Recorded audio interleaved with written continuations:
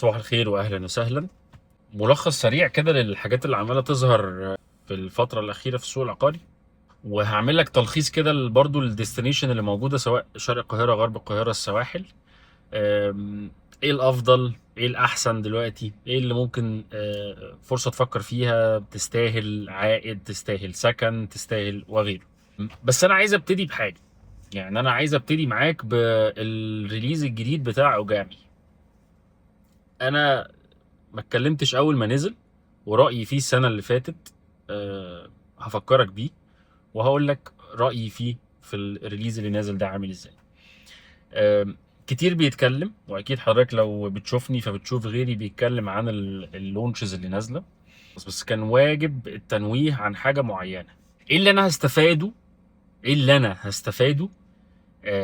انا بكلم الكلاينتس دلوقتي، انا بكلم الفئة اللي بتشتري دلوقتي في هذا الكاتيجوري. تمام؟ ايه اللي حضرتك هتستفاده؟ يعني ايه هتستفادوا؟ يعني هتدفع فيه فلوس قصاد اللي هتاخده منه. تمام كده؟ ده بالنسبه لي العقار. اسم ان انا شاري في اوجامي، خلاص اشتري. هيبقى اسمك ان انت شاري في اوجامي وصادق اوجامي واقوى مشاريع صادق براندنج. تمام.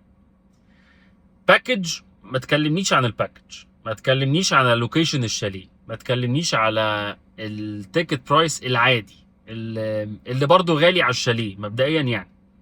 شوف انا بقول لك ايه، يعني 16 17 مليون تو بيدرومز، يا صدق منزله الرقم ده، وده في جون بس مش في اوجامي، اجدد نسخه لصادق اوجامي، الشراكه بتاعت الشيف العالمي نوبو مع روبرت دينيرو، ونازل بريزيدنس اعلى فيلات في الساحل، هي اللي علت الريفرنس بتاع الفيلات للساحل. وبعدين يعني هو انا، ما هو انا عايز اكلم برضو مين؟ يعني انا برضو عشان انا احتكيت بالموقف ده، انا بحكي لك الموقف ده اللي انا بحكيه لك ده ومع كلاينت، فبكلم حضرتك يا كلاينت عشان انا صعب عليا. انا في الاخر خليته يعمل اللي هو عايزه، قلت له انا ماليش دعوه، اتفضل. طيب، هو راح صادق عشان صادق.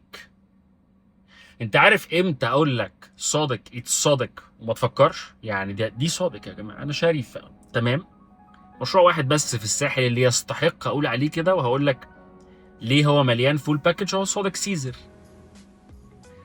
يعني رمله لا سيزر. سيلفر ساند ما يتقارنش ككوميونتي وماستر بلان كمان.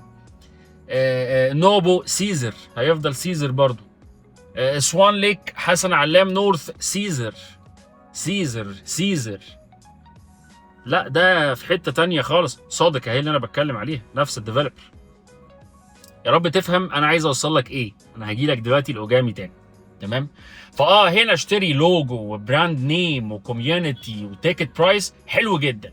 روح سيزر، اعرف ما انت عندك لنفس الديفلوبر اللي انت عمال تسمع عنه كلام 3 مشاريع في الساحل. اكسبكتنج لسه بقى السنه اللي جايه ان شاء الله، مش السنه دي، هينزل بقى بالارض بتاعت مدن الاماراتيه، ارض جوه. طيب، انما اقول على اوجامي عشان الشيف والحاجات، لا هو طبعا تشتري في هذا المشروع تايب الفيلا. ماستر بلان مش احسن حاجه، ظالم جدا الشاليهات تحت. الكلام ده واضح للعين مش للفكر، مش للمقارنه حتى. فواضح للعين الشاليهات. طب مين الجار اللي جنبك؟ يعني ما تسال حضرتك نفسك. انا مش بقلل من المشروع، مشروع لطيف، مش يعني مش وحش. مين الجار اللي جنبك في الشاليهات تحت؟ شويه الماستر بلان هنزلها لك دلوقتي. مين بقى الحته اللي فاضيه دي؟ اي مكان الديفلوبر ممكن الديفلوبر جنبه يجي ياخد قطعه الارض دي. مفيش مشكله. طيب هل ده يقلل؟ يا سيدي ما يقللش، بس انا بفتح معاك كلام. هتشتري شاليه باصص على ايه؟ انت رايح الساحل تعمل ايه اصلا؟ انت مش رايح يا تشوف بحر قادر على البادجت سي فيو، تدفع ثمن السي فيو تمام في الكاتيجوري ده كمان. مش قادر فهتشوف بول. يعني انا جولف فيو اللي في مدن او في مشاريع تانية، آه، انا يعني حلوه جدا لناس تانية مفيش مشكله، بس اروح الساحل عشان اشوف جرينري اريا؟ امال ايه الفرق بيني وبين الكومباوند بتاعي اللي انا عايش فيه في مصر؟ ايه الفرق؟ على الاقل اشوف ووتر فيتشرز كتير تحسسني بالمحاكاه بتاعت الساحل، يعني بولز او لاجونز، او ما تعمل حاجه. ما انت صادق وجامي، اوكي، ما تعمل حاجه. طيب، انا شايف الطرح فقير جدا لا يستحق ال 16 مليون حتى. قلت لك التايب اللي ارشحه في المشروع هو الفيلات. والتيكت برايس غالي بتاعها، غالي مقارنة بالساحل الكبير قوي. ففي المشروع ده غالي، مش على نوبو، مش على قصدي اوجامي. اوجامي حلوة كده كده يعني، تستحق التيكت برايس ده، بس كباكج هاخدك ونروح حاجة تانية لا طبعا في الافضل منها. ف يعني انا بقى الكلام زي ان هو اغلى فيلات في الساحل مش عارف 700 الى مليار. انا يعني انت هتستفاد ايه؟ انا بكلم الكلاينت دلوقتي، انت هتستفاد ايه؟ خلاص. ففاليو فور ماني، بنفيتس، شاليه هتستمتع بيه في ساحلي، انا شايفها باكج ضعيفه فقيره جدا. اوكي، ده وجهه نظري. فدي ما تستحقش ان هي تاخد معايا حيز شويه في موضوع الساحل الشمالي.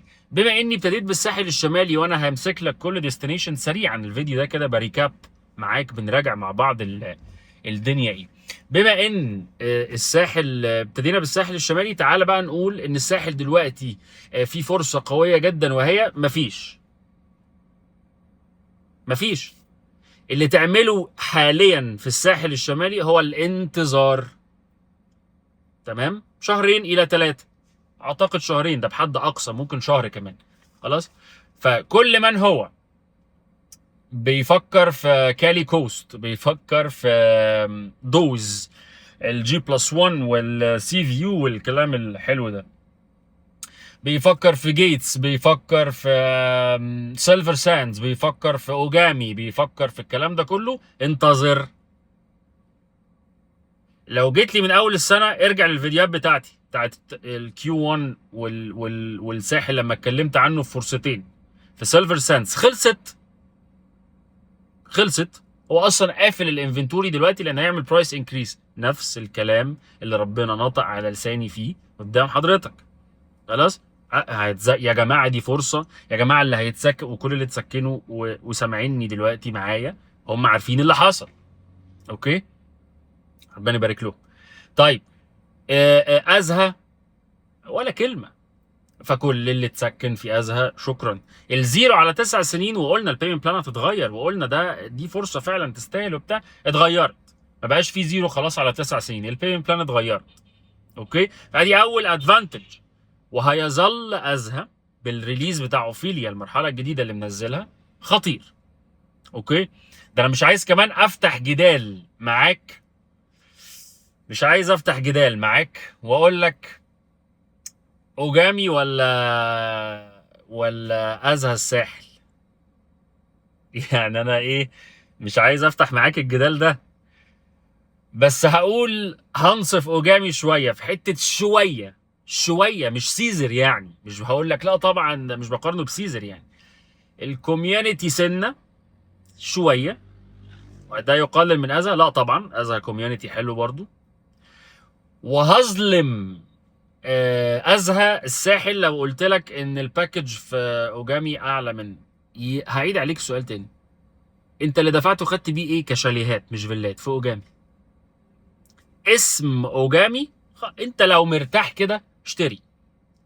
تعالى كده بص على الباكج الناحيه الثانيه، اكسسبيليتي اصلا لوكيشن عامل ازاي، من اول 214 الكيلو، 214 جارك قوي جدا، رمله مدن الامارات، شايف الخليج جوه المشروع. انا طبعا يعني انا مش هعيد ازهى تاني لان انا اتكلمت عليه كتير جدا جدا، فانا خايف بس الناس ايه تحسسني ان انا بوجه الاراء كلها والساحل كله الى الساحل الى ازهى.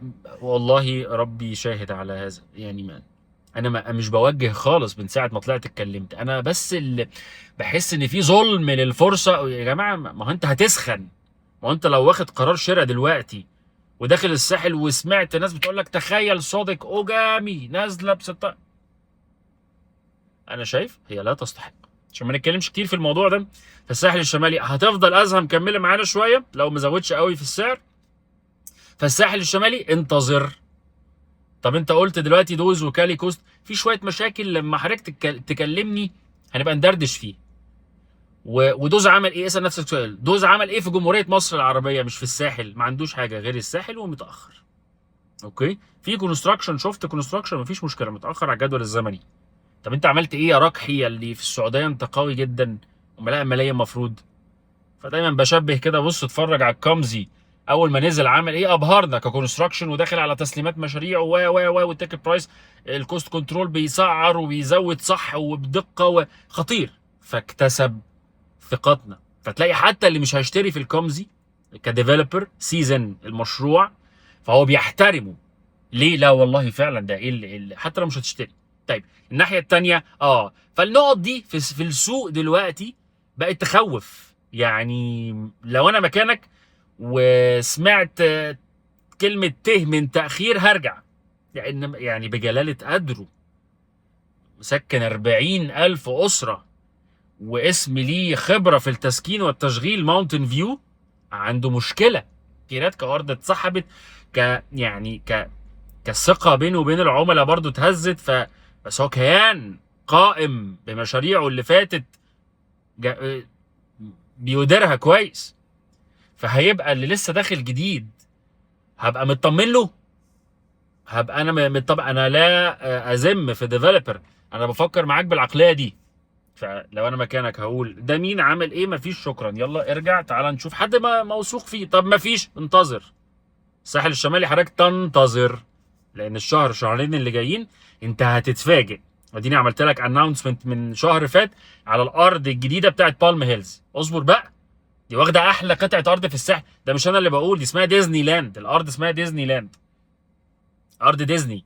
الخليج بتاع الامارات ضمها، وفجاه لقينا ان بالم هيلز نازله. قريب جدا هقول لك التفاصيل، قريب جدا هقول لك تفاصيل المشروع ده.